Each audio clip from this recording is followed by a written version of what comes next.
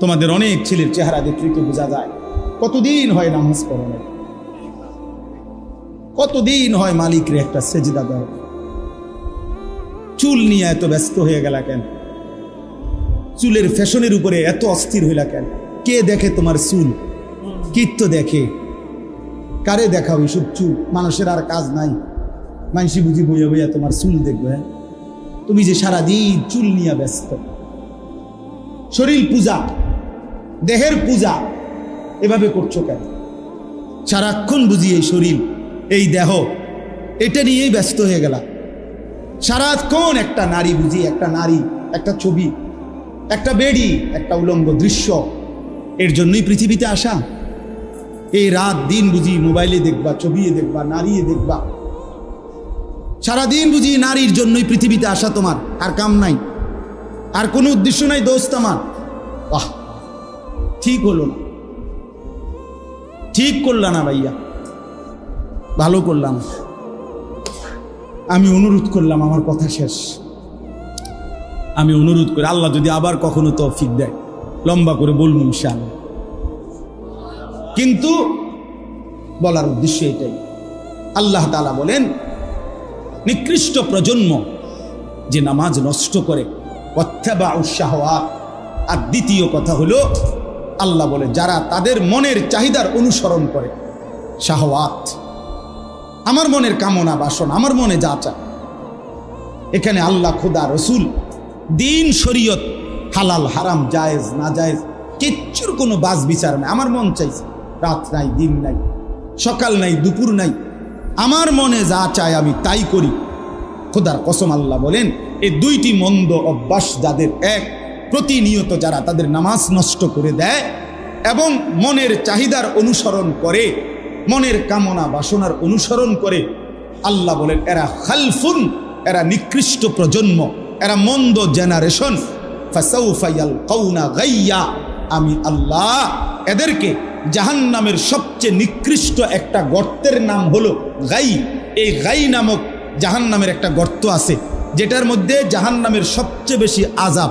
তাফসীরের মধ্যে আছে জাহান্নামের বাকি অংশ, বা জাহান্নামের বাকি অংশ আল্লাহর কাছে পানাহ চায় যে আল্লাহ আমি জাহান্নাম রেও ওই গাই এর এই গুহাটার মধ্যে, গর্তটার মধ্যে ফেলব না। আল্লাহ বলেন এমন নাফরমান যে নামাজকে নষ্ট করে আর মনের চাহিদার অনুসরণ করে, আমি তাকে ওই গাই নামক নিকৃষ্ট জাহান্নামের গর্তে ছুঁড়ে মারব। অপেক্ষা করো যুবক, অপেক্ষা করো বাবা, অপেক্ষা করো বেপর্দা নারী, অপেক্ষা করো বেহায়া নারী, অপেক্ষা করো। চলো মনের ইচ্ছা মতো চলো, রাত তো শেষ হয়েই যায় কোনো না কোনো ভাবে। সিজদার রাতও ভোর হয়, নেশার রাতও ভোর হয়। হ্যাঁ, আজ রাত যে যুবক আল্লাহকে সিজদা দেয় তারও ভোর হয়, যে মদের নেশায় পড়ে থাকে তারও কি হয়ে যায়, ভোর হয়। স্বার্থপর এই দুনিয়া যুবক, নওজওয়ান মনে রাখো, স্বার্থপর এই দুনিয়া, কারো কথা মনে রাখে না, কারো জন্য থেমে থাকে না। আমি এই পরশুদিন দেখছি, গতকালকের আগের দিন সকাল 6:30 বাজে আমি আমার বাজারে, ময়নামতি সাবের বাজার, ওইখানে দেখছি একটা হাইয়েস্ট গাড়ি একটা ট্রাকের মুখোমুখি হইয়া, হাইয়েস্ট গাড়িটার ড্রাইভারটা জায়গা তারে বাইরে করছে টাইম না হেসরাইয়া, কিছুক্ষণের মধ্যে লোকটা মারা গেছে। আমি একটা জিনিস খেয়াল করছি, অনেকক্ষণ তাকাইয়া আমার সাথে ড্রাইভারের আমি বললাম, কি স্বার্থপর এই দুনিয়া, একটা গাড়ি কেউ তার জন্য থামলো না, কারো হাতে সময় নাই, সবাই হরন দিয়া সাইড করে এমনে হেমনে করে সব চলে যায়, কোনো ড্রাইভারও থামে না বন্ধু, যে একটা লোক তো মরে গেছে, আরে মরে গেছে, তুই মরে গেছ, আমার হাতে সময় নেই। এই জন্য স্বার্থপর এই দুনিয়া, বড় স্বার্থপর, হয় কারো জন্য থামে না, কারো কথা অপেক্ষা করে না। চলতে তোমার কথা কেউ মনে রাখবে না। তুমি যদি নষ্ট হয়ে যাও, তুমি যদি কবরে আযাব হয়, তোমার যদি জাহান্নামের আগুন তোমারে পুড়তে হয়, আল্লাহর কসম বন্ধু, তোমার পতন তুমি করে দিলা, নিজেরে নষ্ট তুমি করে দিলা, শেষ পর্যন্ত দেখবা কেউ তোমার কথা মনে রাখবে না। এই পৃথিবী ধোঁকা, ধোঁকা, ধোঁকা। চলো এই জন্য আল্লাহর দিকে ফিরে আসি। ইয়া আইয়ুহাল্লাযীনা আমানু আলাইকুম আনফুসাকুম, কোরআনুল কারীমের মধ্যে আছে, আল্লাহ তাআলা বলেন, হে ঈমানদারগণ, তোমরা সকলেই প্রত্যেকেই নিজেকে মজবুতভাবে আঁকড়িয়ে ধরো। আলজিমু আনফুসাকুম, তোমাকে তুমি ধরো, তোমাকে তুমি ধরো। আল্লাহ বলছে তোমাকে তুমি ধরো। আর কিছু করতে না পারো, নিজেরে নষ্ট করো, নিজেরে বরবাদ করো। ওয়ালা তুলকু বিআইদিকুম ইলা তাহলুকা। কোরআনুল কারীমে আল্লাহ তাআলা বলছে, বান্দা নিজেকে নিজে ধ্বংসের দিকে ঠেলে দিও না, নিজেকে নিজে বরবাদ করে দাও, এত বড় ক্ষতি নিজের করো। আল্লাহ তাআলা বলছে, ইয়া আইয়ুহাল্লাযীনা আমানু কু আনফুসাকুম ওয়া আহলিকুম নার। আল্লাহ বলছে, হে ঈমানদারগণ, প্রত্যেকেই নিজেকে বাঁচাও জাহান্নামের আগুন থেকে এবং পরিবারের সদস্যদেরকে বাঁচাও জাহান্নামের আগুন থেকে। আলাদা করে বলছে আল্লাহ, নিজেকে বাঁচাও জাহান্নামের আগুন থেকে এবং পরিবারের সদস্যদেরকে বাঁচাও, স্ত্রী সন্তানকে জাহান্নামের আগুন থেকে। আলাদা করে বলার উদ্দেশ্য হলো, কখনো পরিস্থিতি এমন হইতে পারে যে তোমার হাজার চেষ্টার পরেও তোমার স্ত্রী, তোমার সন্তান আল্লাহর পথে আর আসলো না। তো আল্লাহ তাআলা বললেন, ওই মুহূর্তে তোমার ঘরেও যদি স্ত্রী সন্তান তোমার পরিবর্তন না হয়, আল্লাহর দিকে ফিরে না আসে, জাহান্নাম থেকে বাঁচতে না চায়, তো কমপক্ষে নিজেকে একা হলেও বাঁচাও। একাই তুমি বাঁচো, একাই নিজেকে বাঁচাও। তাইলে আল্লাহ তাআলা এই জন্য কথাটা আলাদা করে বলছেন। কু আনফুসাকুম আলাদা বলছেন, ও আহলিকুম আলাদা বলছেন। তোমার নিজেকে বাঁচাও, এরপরে বলছেন এবং তোমার পরিবারের সদস্যদেরকে বাঁচাও। এই জন্য ভাইয়া, এই পৃথিবীর কেউ যদি তোমার কথা না শুনে, এমনকি তোমার ঘর, তোমার পরিবার, তোমার স্ত্রী সন্তান, আল্লাহ তাআলা বলছে তবুও মুমিন নিজেকে বাঁচাও, একাও বাঁচাও, তবুও হাল ছাইরো না। তুমি একা হলেও আল্লাহর দ্বীনের উপরে থাকো। হাদিসের মধ্যে আছে, হযরত হুযায়ফা রাদিয়াল্লাহু তাআলা আনহু, একজন বিখ্যাত সাহাবী হুযায়ফা, লম্বা হাদিস। তো ওই হাদিসের লাস্ট অংশে হলো, এই সাহাবী নবীজি সাল্লাল্লাহু আলাইহি সাল্লামকে একদিন জিজ্ঞেস করছেন, ইয়া রাসূলুল্লাহ, যদি আমি জীবন চলার পথে কখনো আমার অবস্থা এমন হয় যে আল্লাহর দ্বীনের উপরে চলার জন্য আমি আমার সাথে আর কাউকে পেলাম না, কেউ নাই আর আমার সাথে, সবাই গুনাহের মধ্যে লিপ্ত, আমি যদি এরকম কোনো পরিস্থিতিতে একাকী হয়ে যাই, তখন আমি কি করব? নবী সাল্লাল্লাহু আলাইহি ওয়াসাল্লাম বলছেন, ফাতাজিলিল ফিরাকা কুল্লাহা। তখন সব মতবাদ, সব দল, সব গ্রুপ সব ছেড়ে দাও, সব ছেড়ে একাই তুমি গাছের শিকড়, গাছের গোড়ালি আঁকড়াইয়া আল্লাহর দ্বীনের উপরে টিকে থাকো। একা একা হলেও টিকে থাকো। এই জন্য দোস্ত, এটা বোঝা দরকার। অনেক ছেলে আসছো, যার যার পথে যার যে চলে যাবো, আমরাও আমগো পথে চলে যাব ভাইয়া। রাস্তায় অনেক জ্যাম, অনেক কষ্ট করে আসতে হয়েছে, সবাই ব্যস্ত, সবাই ব্যস্ত। এই জন্য বললাম, একা হলেও শেষ পর্যন্ত নিজের দিকে যত্নবান হওয়া, নিজের ঈমান, নিজের আমল, নিজের আখিরাত, নিজের করণীয়, নিজের কর্তব্য, নিজের গন্তব্য, এতটুকু যদি কেউ না বুঝে, প্রিয় ভাই, সে মুসলমান হয় না, ওই মানুষ থাকেন। আফা হাসিবিতুম আন্নামা খালাকনাকুম আবাসান। আল্লাহ তাআলা বলছেন, বান্দা তুমি কি এই ভেবেছ যে আমি তোমাকে অনর্থক বানিয়েছি? তো এটা কি করতেছো তুমি? তুমি এটা কি করছো বান্দা? মুসলমান পরিচয় দিয়ে এক ওয়াক্ত নামাজ পড়ে না, এ মুসলমান? তুমি এটা কি ভাবলা? মুসলমান পরিচয় দিয়ে কোনোদিন হালাল হারামের কোনো পার্থক্যই করলা না। 40 বছর 30 বছর যা পাইলা তাই কামাই করলা, হালাল হারাম জায়েজ না জায়েজ, সুদ কিস্তি সব কিছু যা পাইলা সব কামাই করলে, এটা মুসলমান? কি ভাবলা বান্দা? বলো নওজোয়ান, তোমরা অনেক ছেলে আছো, সারাদিনে যাদের সারাদিনে একবারও একটা সেজদা যাদের কপালে নাই, একটা সেজদা, এক ওয়াক্ত নামাজ ফজর থেকে এশা, এক ওয়াক্ত নামাজও যে পড়লা না আজকের সারাদিনে, নাফরমান তুই মানুষের বাচ্চা হলি কেন? তুই কোন মার ঘরে জন্ম নিস? তোর মতো জানোয়ার কেমনে মুসলমান পরিচয় দিলি? তোর মতো হাইওয়ান তুই কিসের মুসলমান? তুই কিসের মুসলমান? তোর মতো নিকৃষ্ট নির্লজ্জ বেহায়া আল্লাহর জমিনে তো কোনো কুত্তাও হয় না, কোনো কুত্তাও তো এরকম হইতে পারে না। কুত্তারও যদি আল্লাহ তাআলা সেজদার হুকুম দিত তো সে দিত, তাকে তো আল্লাহ সেজদার হুকুম দেয় নাই, এই জন্য সে সেজদা দেয় না। তুমি নাফরমানেরও তো আল্লাহ সেজদার হুকুম দিছিল, দিলে না কেন?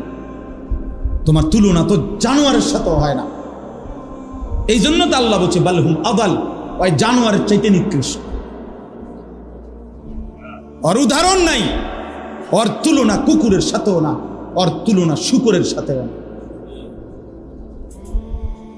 আল্লাহর কোন সৃষ্টির অন্তর্ভুক্ত না।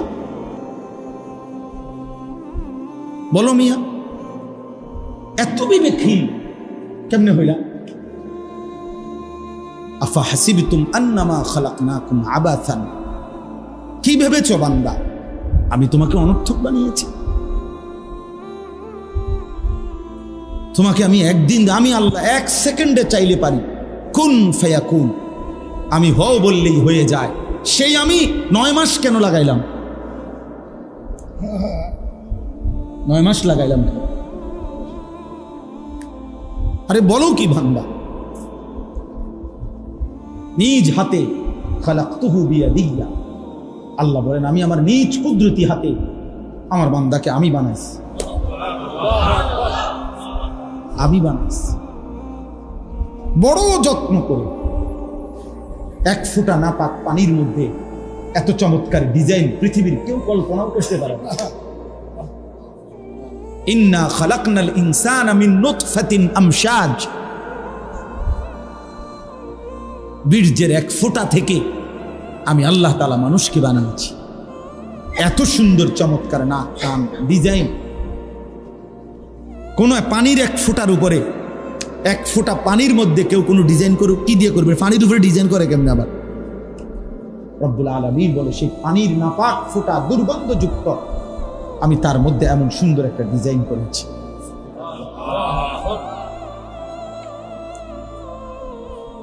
কেমনে ভুলে গেল? মা গাররাকা বিরব্বিকাল কারীম, আমার মতো মেহেরবান দয়ালু মাওলা 24 ঘন্টা যে তোমাকে অজস্র অগণিত নিয়ামত দিচ্ছি, এই আসমান জমিন, এই চাঁদ সূরজ আলো বাতাস, এক সেকেন্ড বান্দা এই বাতাস বন্ধ করে দিলে তুমি নিশ্চিহ্ন হয়ে যাবা। তুমি এই পৃথিবীতে নিঃশ্বাস ত্যাগ করে মৃত্যুবরণ করবা। একটা নিঃশ্বাসের জন্য তুমি এতটা মুখাপেক্ষী আমি আল্লাহর কাছে, সেই আমাকে একটা সিজদা দিবা না? সেই আমাকে একবারও ডাকবা না?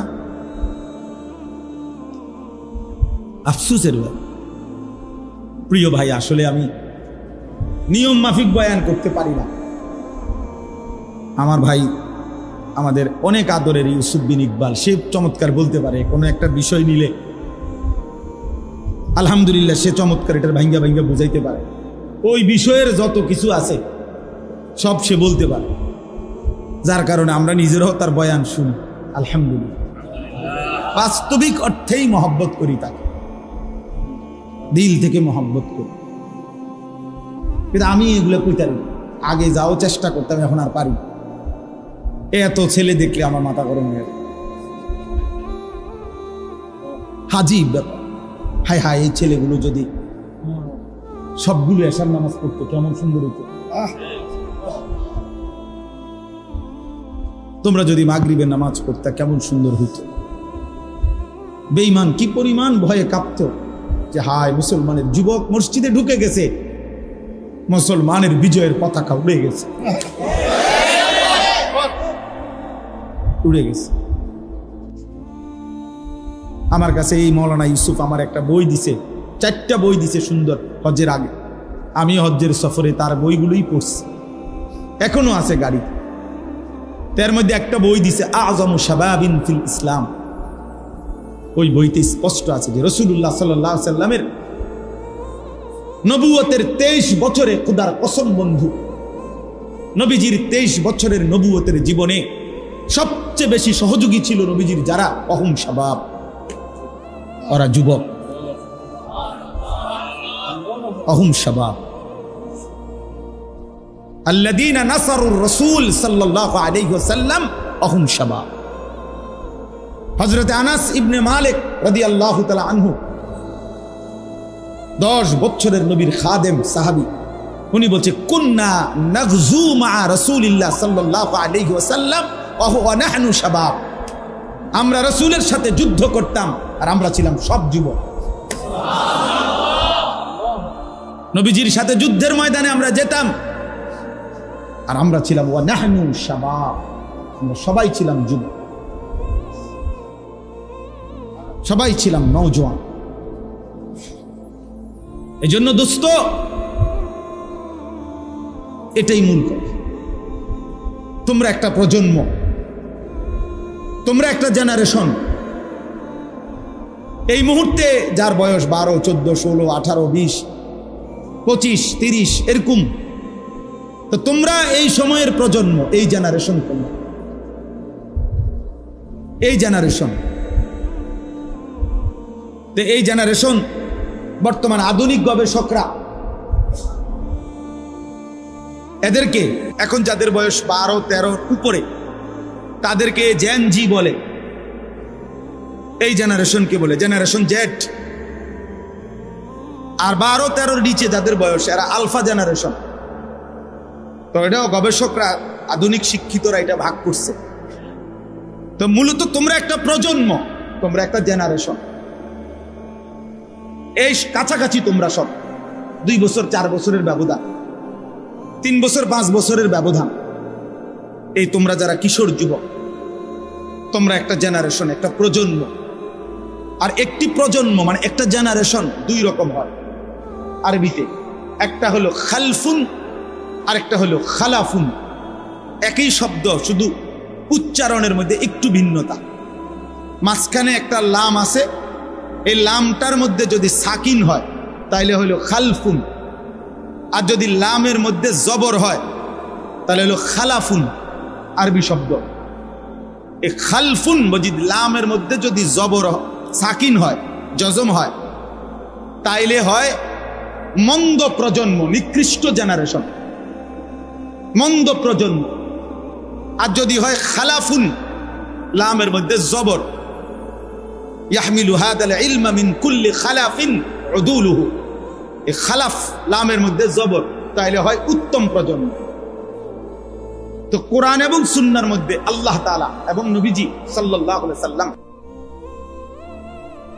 একটি প্রজন্মের, একটি জেনারেশনের উত্তম কারা এটাও বলছে। কোরআনুল কারীমের মধ্যে আল্লাহ তাআলা নিকৃষ্ট প্রজন্ম কারা, মন্দ উত্তরসূরি, নিকৃষ্ট জেনারেশন কারা, এটাও আল্লাহ তাআলা বলছে। তো আমি সূরা মরিয়ম 17 নম্বর পারা 19 নম্বর সূরা, সূরা মরিয়ম, এই সূরার 59 এবং 60 এই 2টা আয়াত পড়ছি। এই 2 আয়াতের মধ্যে আল্লাহ তাআলা 59 নম্বর আয়াতের মধ্যে খালফুন কারা মানে মন্দ প্রজন্ম, নিকৃষ্ট জেনারেশন কারা, একটি সমাজের মধ্যে ওই সমাজের নিকৃষ্ট জেনারেশন, মন্দ জেনারেশন, মন্দ উত্তরসূরি, মন্দ সন্তান কারা, আল্লাহ তাআলা এখানে বলছে ফাখালাফা মিন বাদিহিম খালফুন। এই যে খালফুন, ওই লামের মধ্যে কি সাকিন, এই আয়াত। আল্লাহ তাআলা বলেন অতঃপর আসলো মন্দ প্রজন্ম, নিকৃষ্ট জেনারেশন, মন্দ উত্তরসূরি। কারা? তুমি আন্দাজ করো, তুমি তোমার সাথে মিলাও। আশয় যার মধ্যে আছে সে হলো মন্দ জেনারেশন, নিকৃষ্ট, এই সমাজের সবচেয়ে নিকৃষ্ট মানুষ সে। এক নাম্বার আদাউস সালাহ, প্রতিনিয়ত যারা তাদের নামাজ নষ্ট করে দেয়,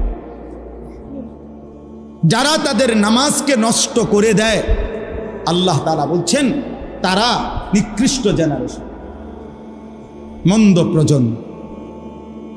প্রিয় ভাই আমার, খুব দ্রুত আমি বুঝাইতে চাই এই এক কথা।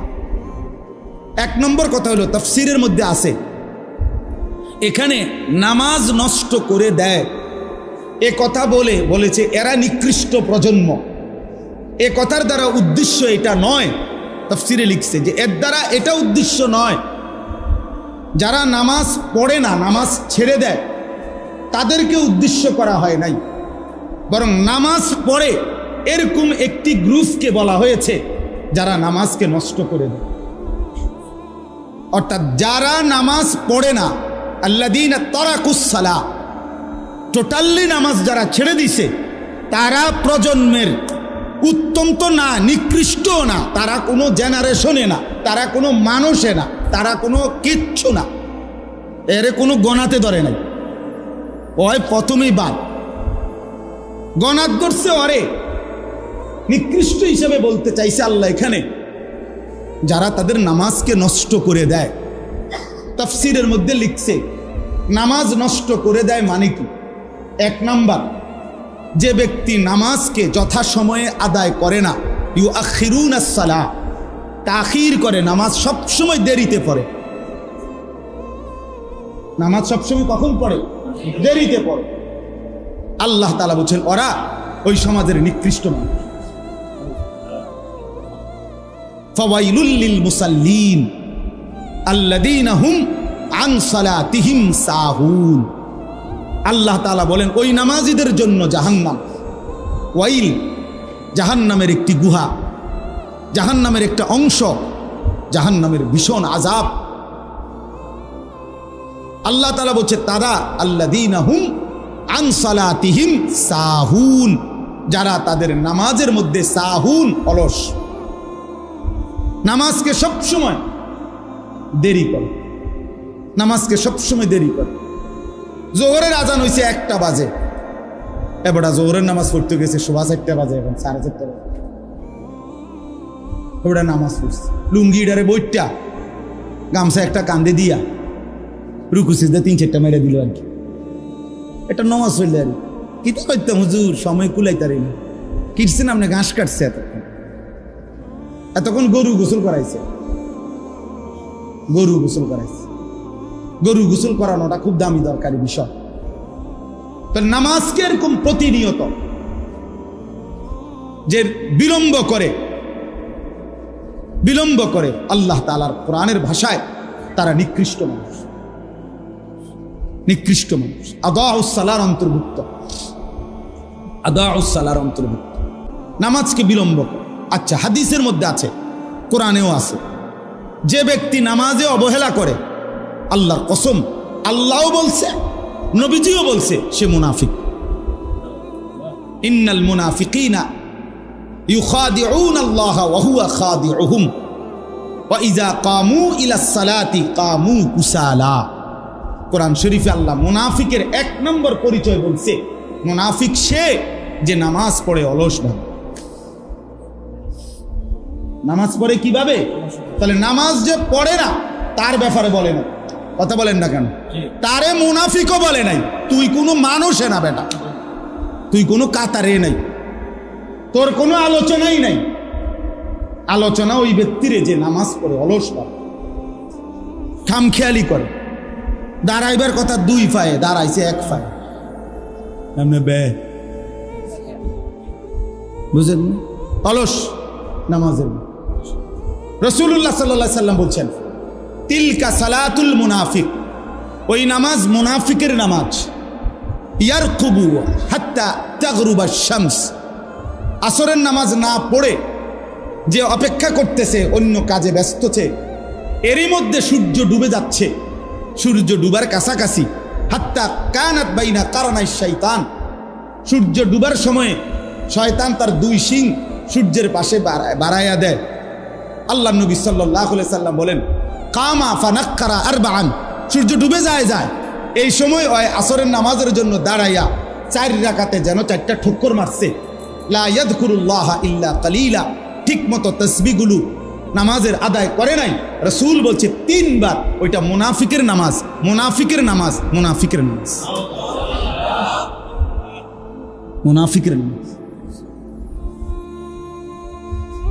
তাইলে কি বোঝা গেল দোস্ত? নামাজের মধ্যে যে অবহেলা করে, অলসতা করে, পিছায় ফেলে, করে ঠিক, কিন্তু বেড়াত লাগাইয়া, মানে একবার শেষ মাথাত নিয়া, সে নিকৃষ্ট জেনারেশন। 2 নম্বর তাফসীর হলো, নামাজের মধ্যে 4টা জিনিস আছে, কিছু ফরজ, কিছু ওয়াজিব, কিছু সুন্নাত, কিছু মুস্তাহাব।